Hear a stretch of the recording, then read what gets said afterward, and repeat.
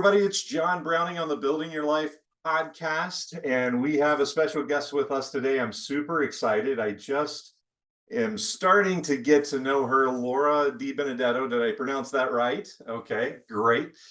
And she is a best-selling author of The 6 Habits, and she's a life mastery coach. She's a TEDx speaker. So all in, I've got a best-selling book, but I don't have any of that other stuff. So super cool. And her book, you can get it on Amazon, right? Yes. And of course, you also have your website. So tell us where the best place to go if they want to get in contact with you or order a copy of your book. Sure. You can go to the6habits.com, THESIX habits.com. It's the easiest to spell of all the things that I do, and that's the easiest place to get the book other than Amazon. If you get it on Amazon, you don't get an autograph, but if you buy it from my website, you do get an autograph. Sweet. And someday it'll be worth 5 whole cents. Yes, exactly. It's kind of like mine, especially if I autograph it, it's worth way more. It might be worth 6 cents. Yeah, maybe inflation. Mm-hmm.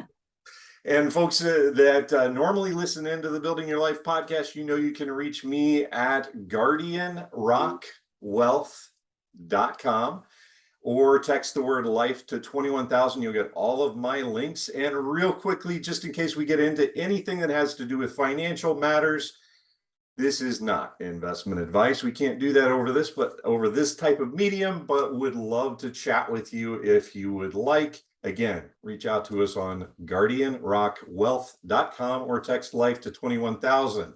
So Laura, you do other stuff too. You are a classic overachiever. You started out your first business, at 19? And you kind of went from there. Tell us a little bit about what your journey has been. Sure. So I started a company when I was 19 because I found myself largely unemployable because I had a little bit of an attitude and I wanted things done a certain way and I didn't really respect the people I worked for. And I don't know, I was just one of those crazy 19-year-olds was like, yeah, I know more than you, get out of the way. And I would say at that age, I was largely wrong about that, but that's okay. You can be successful when you've got enough belief in yourself. And eventually, enough time and skill went into the equation where I became right about that. And I did know more than a lot of people. So my business really started to be successful the more I learned. And I was in that for 19 years. I retired 4 years ago, and wow, it's been that long. Oh my goodness. So I retired 4 years ago, and I found myself very burnt out because I had achieved success kind of the wrong way, the hustle and the grind. I hate these words so very much. They imply destruction, and I don't like that. So I wanted to find out what would make anybody genuinely happy. So I went on a mission and found out what the recipe for happiness was. And it's actually 6 ways that you think. If you can adopt 6 thought patterns, you can change your entire life. So I was like, well, theoretically, this seems good. Let's give it a shot. So I decided to be my own guinea pig. And I changed my life massively. And I was able to share this with others. They changed their lives. And that's what I'm, here about with my book. And it's I got to do a TED Talk. I'm just super passionate about being able to help people to change their lives. Like, why be a miserable, bored lump? Why do that? Like, just on the hamster wheel of momentum for momentum's sake? No. What about building a life that sets your hair on fire? It's exciting, and you get to do fun stuff. You get to do stuff that scares you and make your stomach go flip flop. That's fun. We're not here to just be safe and boring.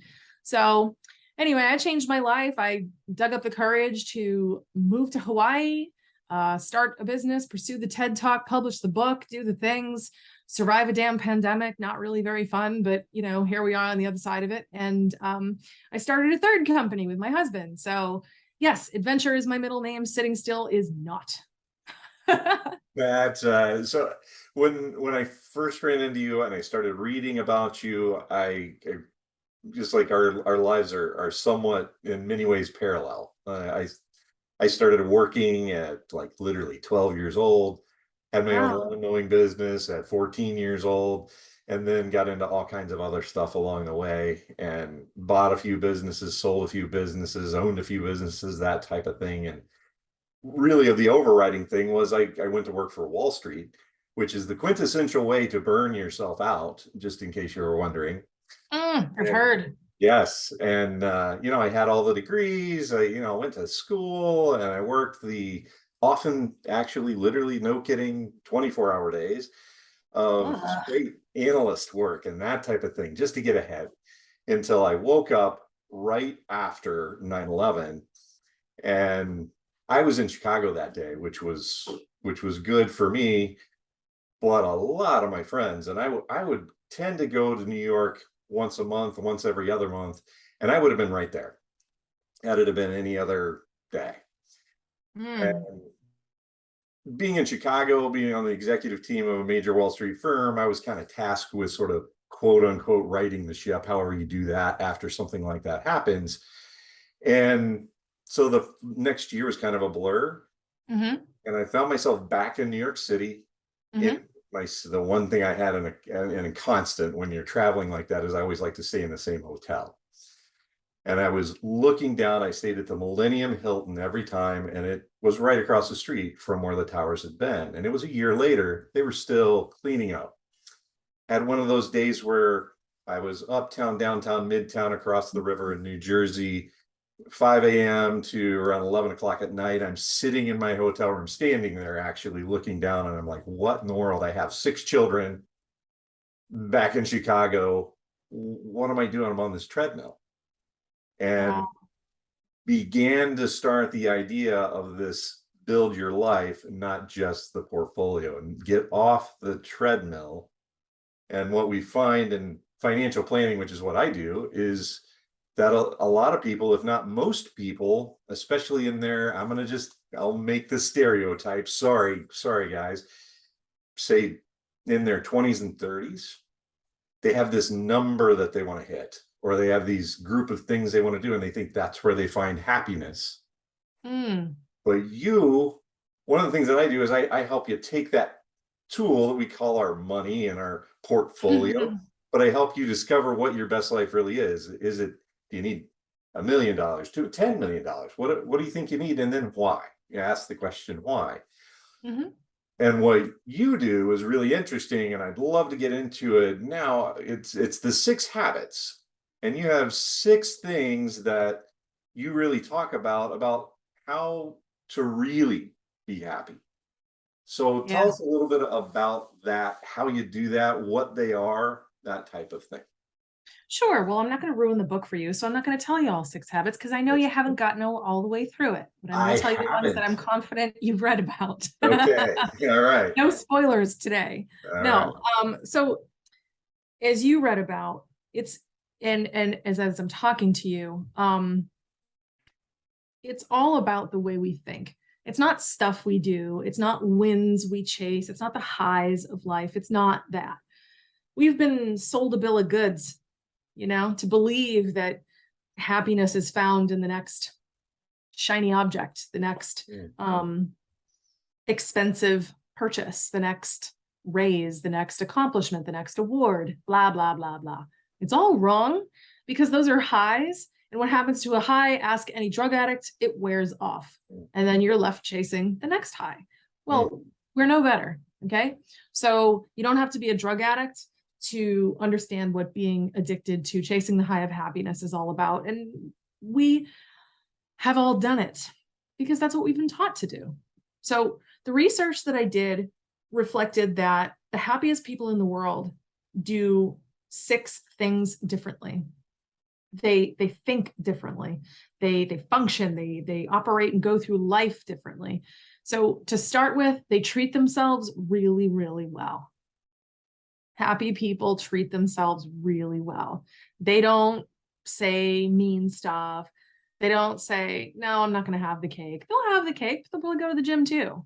So, it's not the going to the gym. It's not the cake that makes you happy. It's the underlying thought process behind it. Make sense? The head trash is what I call it. Sure, head trash. I use that one a lot. So then the other thing that happy people do is they love themselves unconditionally. If they make a mistake, it's like, okay, better luck next time. And they move on. They don't dwell on all this other stuff. They have a general lens of appreciation for looking at life a certain way. They show up and fully live their moments. They're very careful about the energy that they allow in and the energy they put out. So these are the 6 areas that we need to change our thinking in. And I was able to successfully change mine. I went from really rotten, bitchy dragon lady to really friendly, fun, goal crusher, adventurer extraordinaire, and doing all kinds of crazy, brave stuff. And if I fail, I'll try something else. You know, it's a mindset shift. My life has definitely become a heck of a lot more exciting since I decided to start living it. And I think that's one of the things that the book really helps you to do, is to actually live your life, not just think about your life or be on the stupid hamster wheel and chase all the stuff that everybody told you to chase, you know? And like I said this, I mean, the book was written to share with people. It was the formula that changed my life and changed others' lives. So I know it works. And I continue to get amazing book reviews and people not killing themselves. I had a book reviewer tell me that he decided to, you know, work on himself and now he's no longer suicidal. I mean, I couldn't ask for a better outcome than that. Yeah. And, you know, it just, to go from hopeless to exuberant is an unbelievable story arc. It really is. And any of us can have that. You know, I think the pandemic was really hard on people. It wasn't really that fun for me. And we can sail through these things better. We can come out on the other side a little faster. We can, you know, go through hard times, even the death of a loved one, not so much joyfully because you're not going to, but you can get through it a little easier and the suffering is shorter when you have a good constitution to start from. But not only that, you can start living your life bravely. Like, why are we so pathetic? Like, really, like, we don't do brave stuff. And for me, I didn't do brave stuff for 38 years. Seriously, it was the most disappointing thing. I looked in the mirror, and that's why when I got to my retirement, all I did was sit on the hamster wheel for all these years. And I got to my retirement and I'm like, why? Why did I do all that? What was the point? What? So I can have more stuff? Whoopity-doo. I don't care. Like, my life is not something I actually lived. I still don't have children. I put aside having children so I could focus on my career because I thought I had to put my career and achievement first versus living first, you know? And it's like, you can live during. So I've got this third company. It's an ammunition manufacturing company. It's not what I ever thought in a million years I'd be involved in, but here we are. My husband and I are business partners. It's a lot of fun and I meet the most awesome people. I have fun at the range and it's really neat. The conversations blow my mind, and the people who love firearms, for some reason, so many of them tend to be like really, really deep, like philosophical thinkers and like aware of what's going on in the world. And that was a I would prejudice. agree with that. That is a prejudice I did not think would be the case. I was like, you know, years ago, I was anti-gun. I was like, oh, what do these dummies know? They're just violent. Oh, au contraire. No. They see something's worth fighting for and they're willing to do it. That takes stones, man. So it's just being in this new world. Like, yes, there's a tension and a habit that I have to fight hard of work all the time, work. And it's like, no. All the time, I am now in the habit of bringing the thought forth in my mind. Where is my excitement? Not just a little bit of happiness and comfort or avoidance of pain, but where is my excitement? Am I getting my ass out of bed at 3 o'clock in the morning to go see baby sea turtles hatch? Yup. Am I going to go watch the sunrise? Yup. Am I going to go out and do some crazy stuff? Yup. I'm going to do all that stuff and I'm going to work my buns off. Yeah. And if I'm working so hard that I don't have room for the excitement, that's when I start evaluating my choices. And that is what the habit building work that I want to encourage literally every human to do. I don't care how you voted, like, do the work, because then you will actually achieve and you'll have so much more energy to achieve because you'll be off doing exciting stuff that puts more gas in the tank. Right? That's absolutely correct. I can't tell you how many miserable, absolutely miserable rich people that I work with and have come into contact with in this line of work. I mean, there are a ton of them. Not all of them. There are very happy rich people.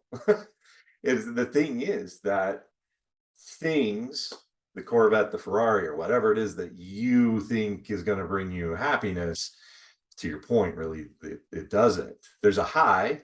And when I had a Corvette, right? It was fun. And when my son turned 16, I sold it. So I didn't want my 16-year-old driving my vet. And you know what? After a little while, I could have bought another one, but I didn't because I realized that's not what really brings me happiness for me. And it's different for everyone. Would you agree?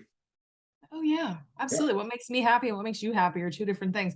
I bet you probably don't want to get up at 3 a.m., drive to the beach, and sit there in the dark with your eyes all squinty and puffy from not sleeping. Be like, are they hatching yet? That probably doesn't sound fun to you. This sounds fun to me. Yeah. See, I would rather watch the pictures that you took of that rather than From the actually. safety of 7 a.m., Yes, 8 a.m. 7, 8 a.m. That's a good thing. That's funny. But I may get up at 3 a.m. and get on a boat and go out and see what I can catch in the Gulf. I might do Yes, exactly. I would actually do that too. So, that. Okay. but like, you know what? The point we're making here, it's not the having, it's the doing. It's the doing. And the real wealth is time. It's not money. Mm. Money's nice. I've had a lot of it. I've had not a lot of it. I've been wealthy. I've been broke. I've been all of the things. Wealthy is certainly better. But if you're the same person and you're just a miserable lump, you'll be a miserable lump with more money. That's it. And you won't actually do anything. The joy of life is in the doing.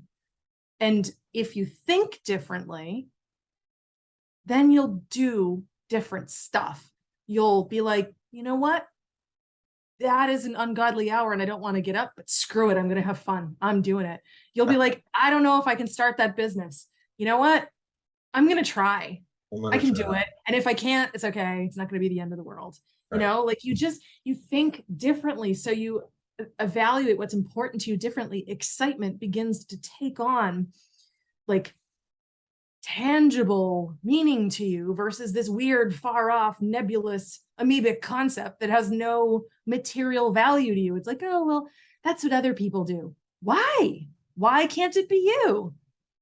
Right. I And want it to be me. I want to do exciting stuff every day of the week. It's not yeah, practical for me to do exciting stuff every day of the week, but at least 2 days a week. It's good. yeah.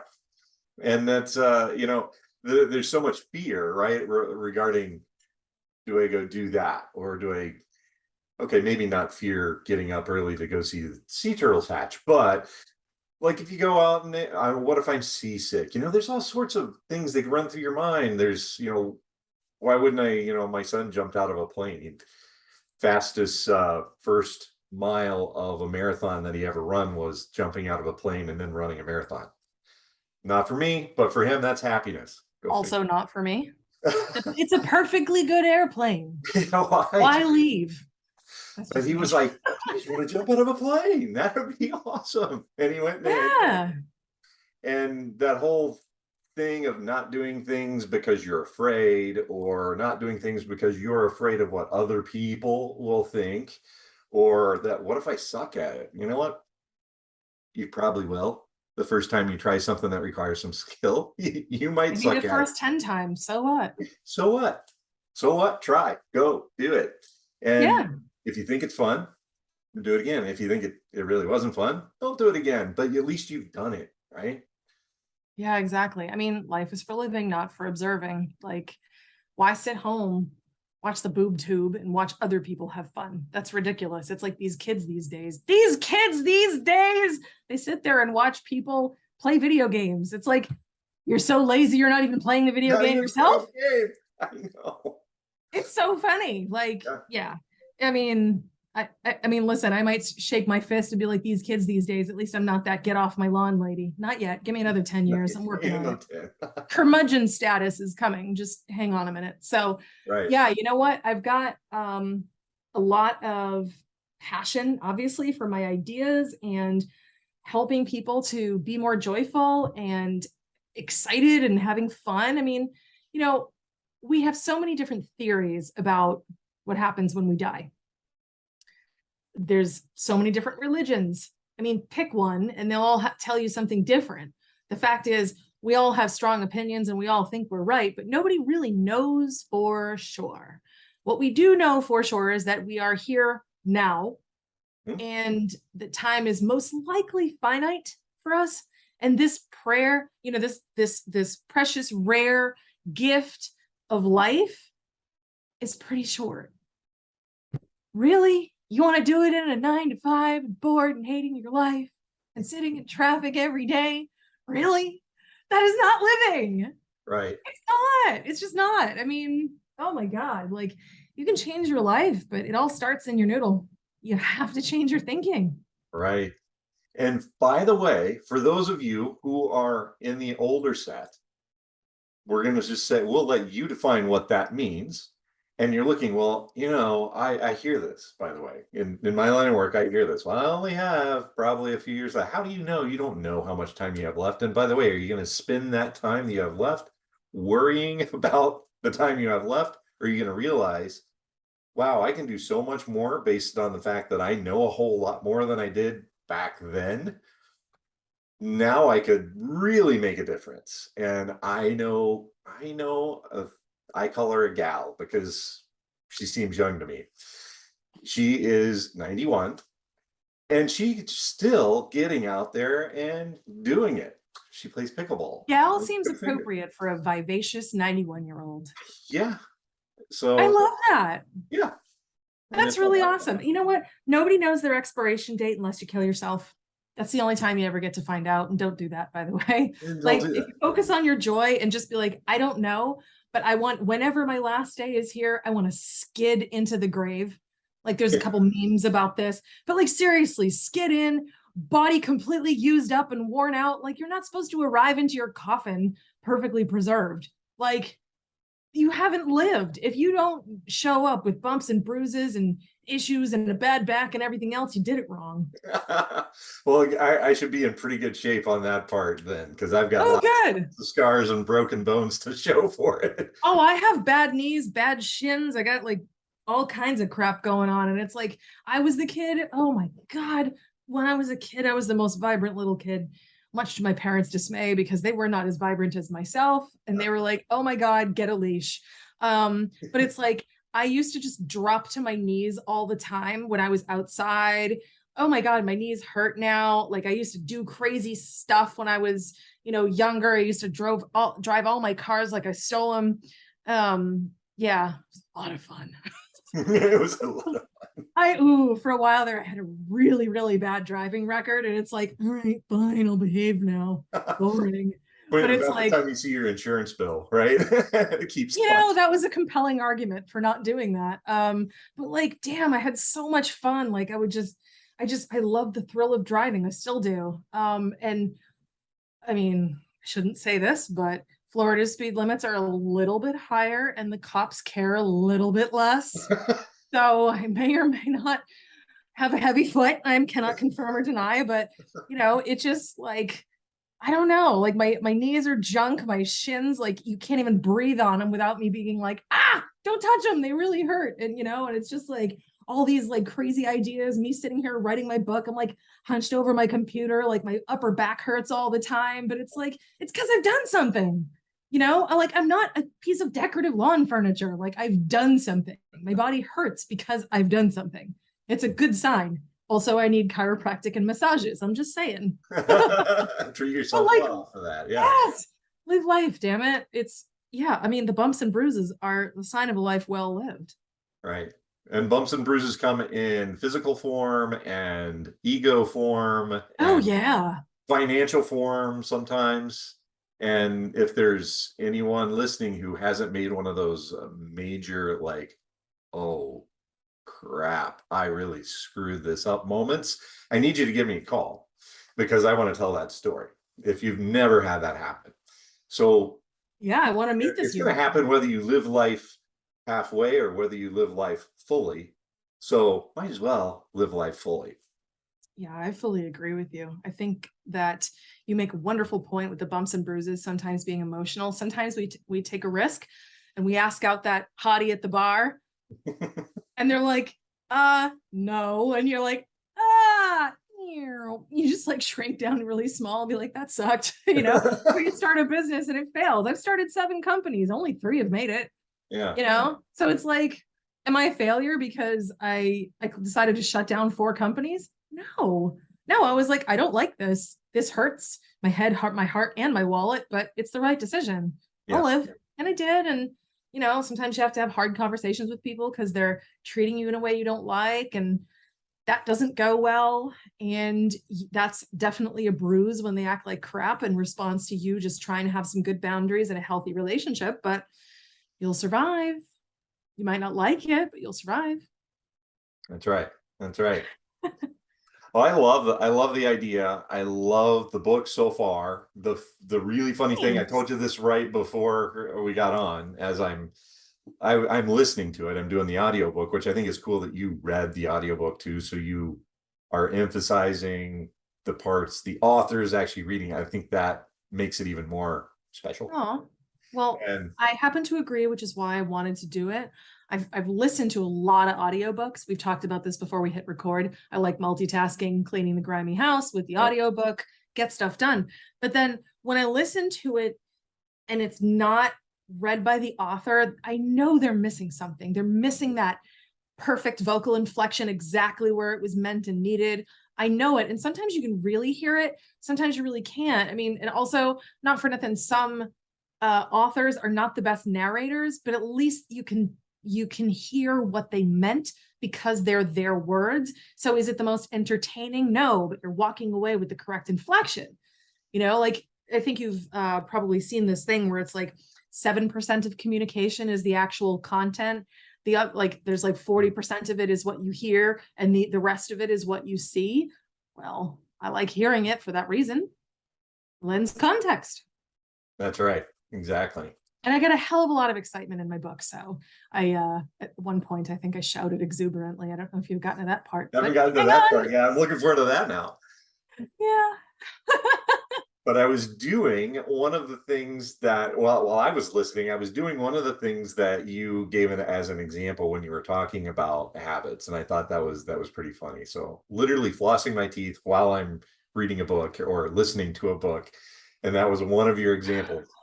That's the only spoiler alert. That's just one example that you Yeah, have. don't ruin it, man. I talk about flossing. This book is riveting. Yeah, this is awesome. This is an awesome book. You should definitely buy it for that.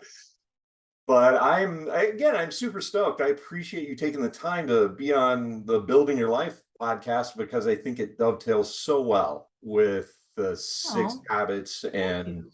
really building your life on a whole different line, way of looking, perspective. I talk about perspectives a lot too, and how we all have different perspectives. I think it dovetails really, really well. So I hope people go out to the6habits.com, right? And they can purchase the book, they can download the audio, but you have a 90-day program. Oh, yes, and it's guaranteed to work. There's a lot of these personal development programs that are not guaranteed to work, but mine is.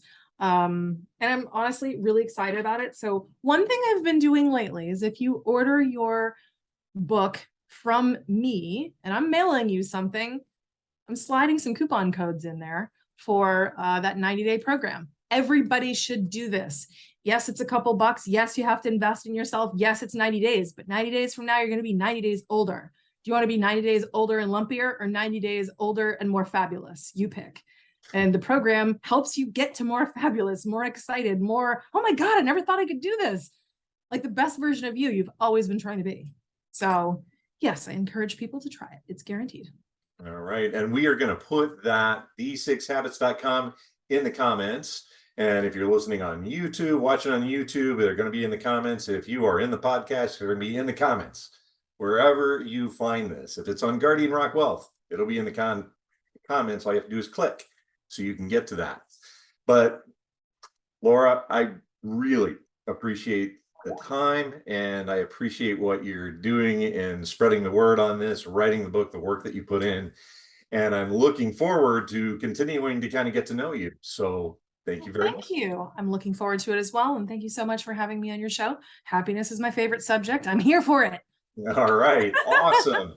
Again, this is John Browning on the Building Your Life podcast. Nothing that we say here is investment advice, but we're happy to provide that for you. Again, the best way to get in touch with me is just to text the word life to 21,000. You'll have all of my links. So if you don't actually want to talk to me, you can also just read my content or listen to my content until you're ready to have a conversation and start building your best life. Thanks a lot, and we will see you next time.